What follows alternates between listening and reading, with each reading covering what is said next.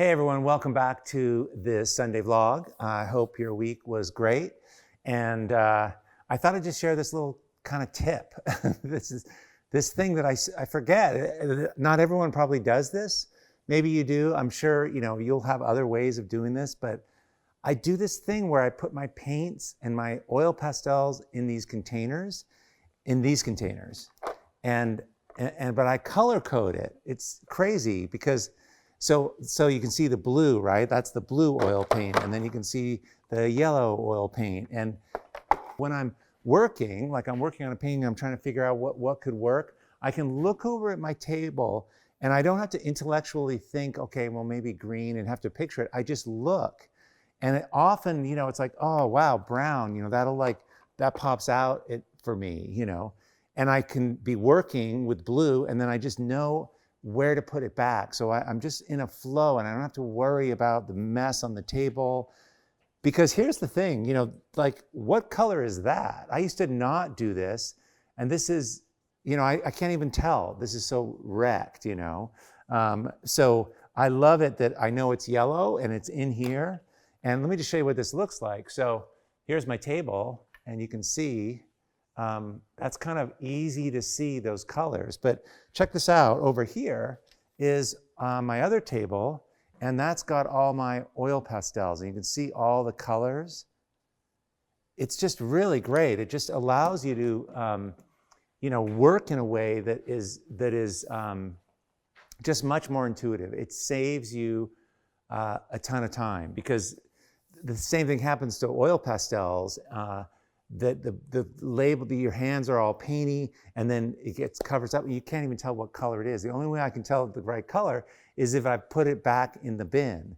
And once I put it down, if it's put down in a place that's just a mess, I'll never know what color it is. And I find that I'm like opening up new paint half the time because I can't find the old half-used can. So it makes you more efficient. So it's just this thing of like working quicker, and you can just focus on your work and not so much on trying to remember where everything is, and it just keeps everything kind of contained. So let me know in the comments, if that's something that even you relate to, but how you do it. I'm sure there's a million cool ways to organize these tables. I mean, I just love it, and it's so exciting to come in and just see like all the colors you get to use. It's really fun, and out of these primary colors, you get to make all these secondary ones and all these rich complemented ones, and the painting is the result of that. So I just kind of love that.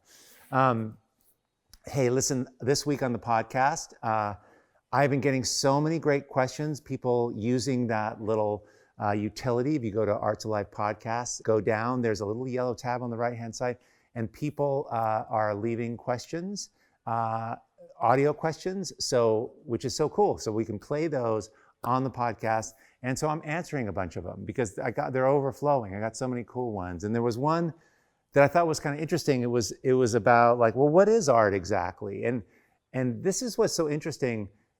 There's questions underneath the questions. Sometimes you can tell, like if someone's asking something, what they're really asking, I think maybe is, because I used to ask myself this all the time, like, well, what is art exactly, and do I qualify? Is what I'm making, I didn't go to art school, or maybe I'm not an artist, and how do you tell, and what is art? And if you start listening to the culture that's telling you a thing about, art has to be a certain thing, or it's only for these people, and only for gallery artists, or whatever, you can get all caught up, and it can really hold you back. So my definition of it is, as you would imagine, it's much more inclusive, and everyone's an artist, and I've seen that, and I've proven that, and I teach people to become the best version of the artist they want to become, and everyone's eligible. I don't care where you go to school, if you went to school or anything. This is personal,